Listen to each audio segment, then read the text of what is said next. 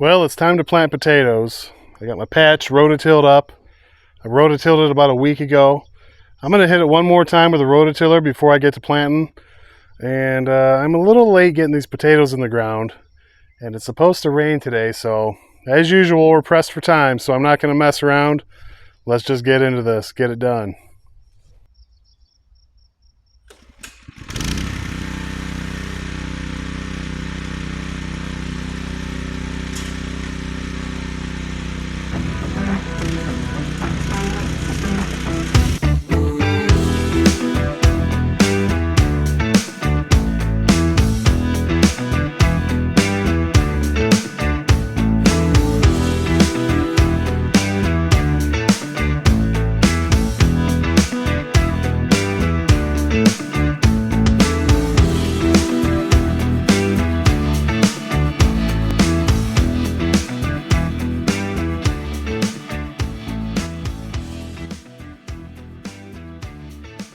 Okay, the potato patch. I rototilled it about a week ago, and then I rototilled it again just now, just a quickie, just to kill anything that might have survived that initial tilling, or anything that might have germinated since then from seed.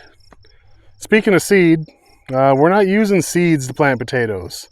Let's talk about our friend, the potato. So these are seed potatoes. They're just like any other potato. If your potatoes come from outside the US, I think they irradiate them, so you can grow these from grocery store potatoes. Just let them sit long enough in the pantry where they get an eye on them. This one, it's overdue for planting. But this one had a couple eyes on it, so I just cut it. As long as each section that I cut has an eye on it, it should grow.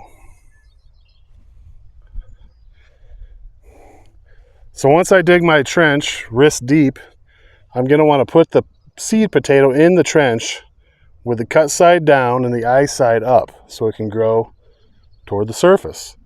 Eyes to the skies. Once they're all in the trench, I'm going to go ahead and cover them up. And this ground should look pretty much just how it is now, just level. I'm not making hills yet, and I'm not making mounds or anything like that. I'm just going to plant them in a trench and then cover them up.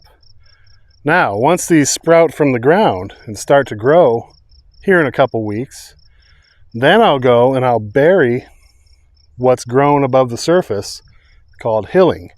I'm going to hill the dirt on top of whatever grows out of the ground from these. That way, it's got to grow through the ground again.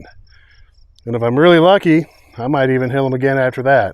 Depends on a lot of circumstances. How tall they are when I finally get around to doing it, or how much soil I got to work with, how bad the weeds get. So speaking of weeds, I'm going to dig my little trenches at maybe 1.5 feet, 2 foot wide, and then I'll leave enough room in between those 2 foot wide trench areas where I can get the rototiller through. If there are weeds or this ground hardens, I can loosen it back up and then use that loose soil to hill on top of the potato plants that are coming out of the ground.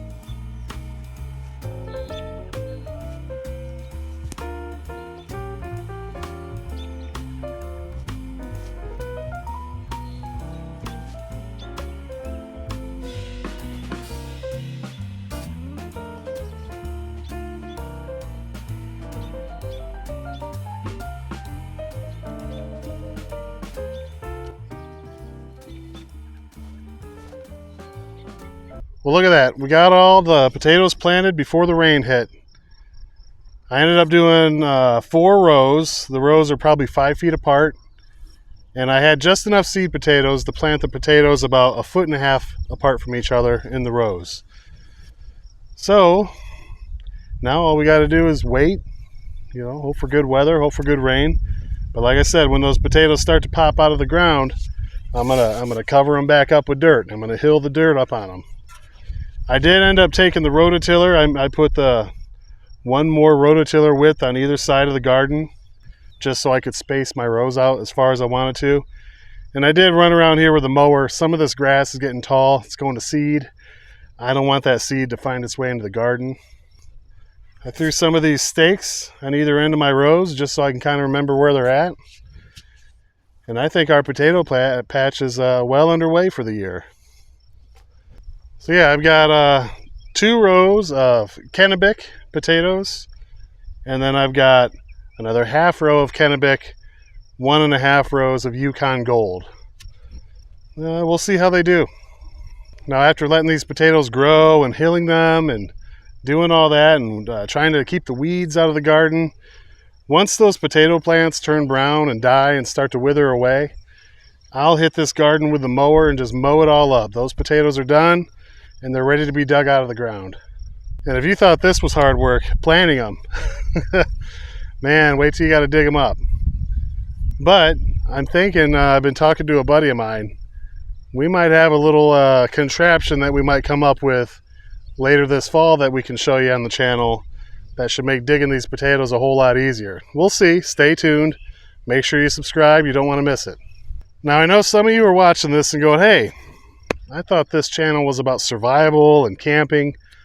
My friends, this is survival. This is, what do you think you're going to eat after the apocalypse, And you can't just wait for the apocalypse to come and then, oh, I guess we'll start gardening now. No, gardening's a skill. You got to start honing those skills now, today.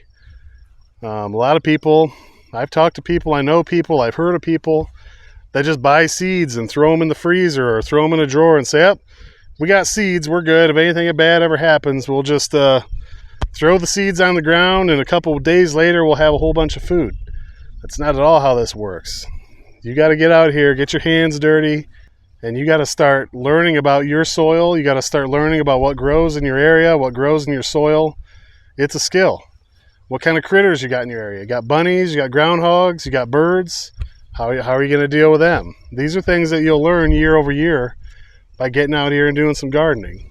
And whether you're gardening in the ground, raised beds, buckets, a container out on your apartment's patio, whatever it is, get your hands dirty, get in there, do some gardening, and you'll learn quite a bit. You'll learn a lot. Anyway, enough yakety yak. I hope you enjoyed the video. It's a follow-up to yesterday's video, so if you haven't seen that, check that out. You might find it interesting. Anyway, if you like the video, give it a thumbs up. Make sure you hit the subscribe button. I'll see you all down the trail somewhere. Until then, have a great day.